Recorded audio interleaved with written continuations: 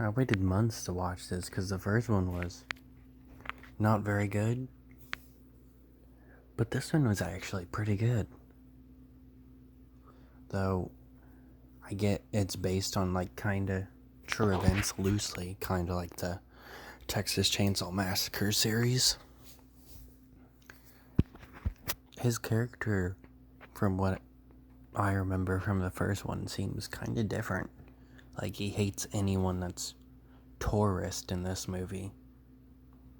Though in the first movie, I'm pretty sure he was just a creep. But in this one, he just hates anyone that's not Australian. Calls someone that's from Germany a Nazi. Calls this one dude a pommy.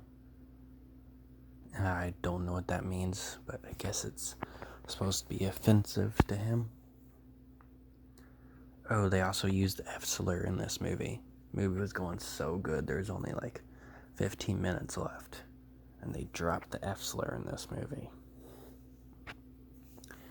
And not only do they use it in a homophobic way. Which was not necessary at all. Mick hints at, doing the dirty with him since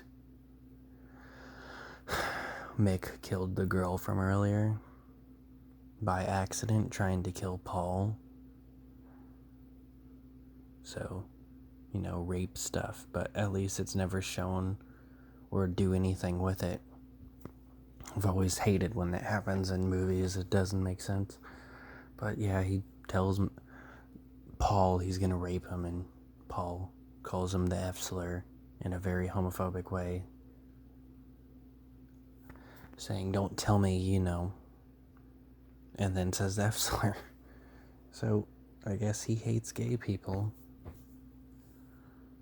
How nice of him. But in the movie, it starts off with some two douchebag cops that want to catch someone for speeding, but unfortunately nobody's speeding. And then Mick comes by, and they decide to fake that he's speeding. And he's like, "Hey, don't give me a ticket, you're gonna regret it." And then he just kills him. It's a really good opening. It's such a good opening. And then, yeah, he shoots one of them in the back of the head with a sniper when he drives away. And then another one he stabs in the back, puts him back on the cop car, sets it on fire. Then we get these two people partying, and you think the movie's gonna focus on them.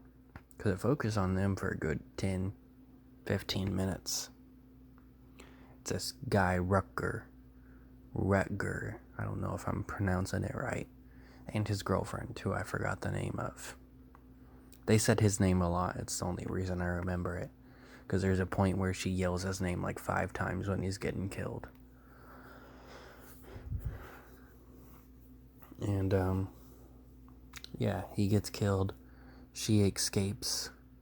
She gets help from Paul, the dude that ends up being the main character of the movie, or the main victim. And she ends up getting shot in the head when he tries to shoot Paul. Though I guarantee even if Paul didn't duck, the bullet probably would have went through him and killed her too. Because it's a sniper. It's pretty powerful, and he wasn't that far away. So she gets killed. So we lost the other person that I thought was going to be the main character. Then we get Paul driving, running around, doing everything he can to get away from this dude for a good half an hour. It's a very tense movie.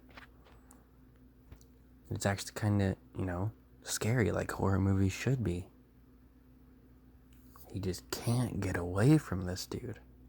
Eventually, he passes out in a field, and this nice couple finds him.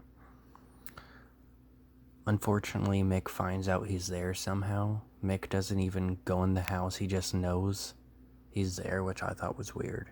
He yells while he's outside, "Hey, you don't want any more innocent people getting hurt." And the dude comes out with a gun, threatens Mick. And, he shoots one of his own statues to scare Mick. He could have just shot the gun up in the air, but Mayhem decided to damage his own property while telling Mick to get off his property. Doesn't really make sense to me.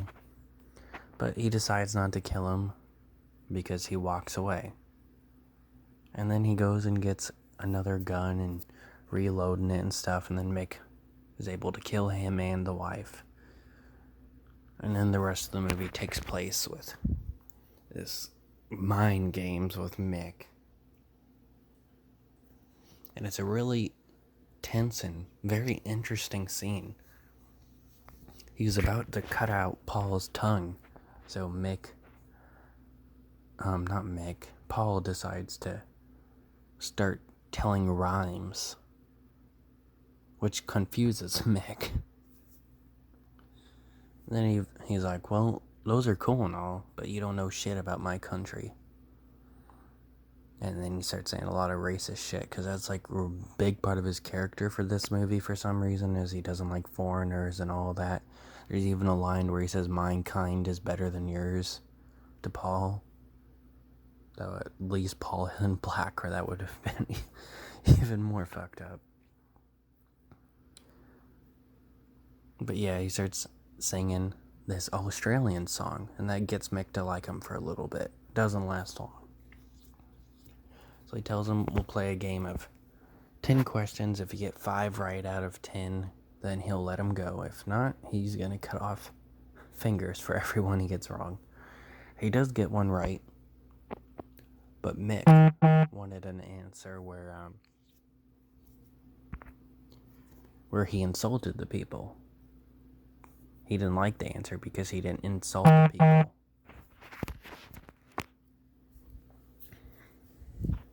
So he gets his finger cut off. And Paul is actually kind of smart about it. And he tells him to cut a finger off from his other hand, so he'll unclip his little tie that he has. So then he's able to get a hammer when Mick decides to go get some alcohol from the other room for them to drink, because he's trying to be friendly, because he kind of likes Paul.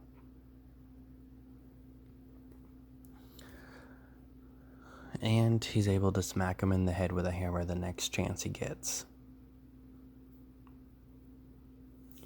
And then that's what ends up to the end of the movie, where the movie ends with Mick letting him survive for some reason. Just dumps him out in the street, and the cops pick him up, and they don't believe his story. And now he's in a mental institution or something. It's a crazy movie. But it's actually pretty good, and the acting in it's really good.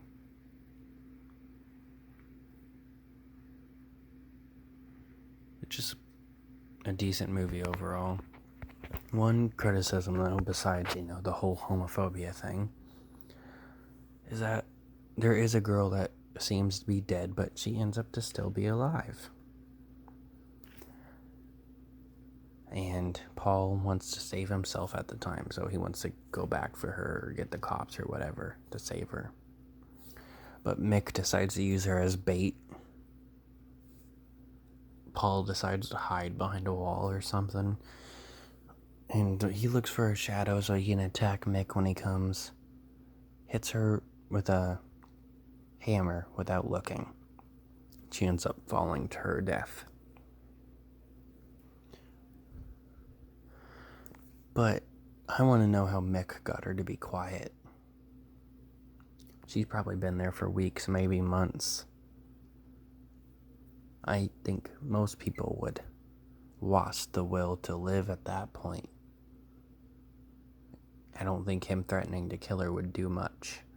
So, how did he keep her quiet?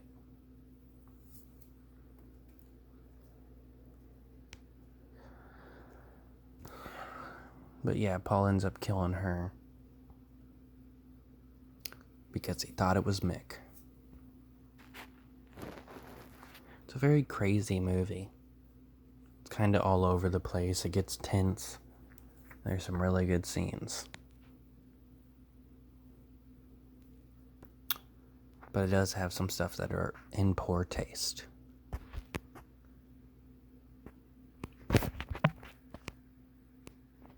But yeah, overall, it's a decently fun movie to watch.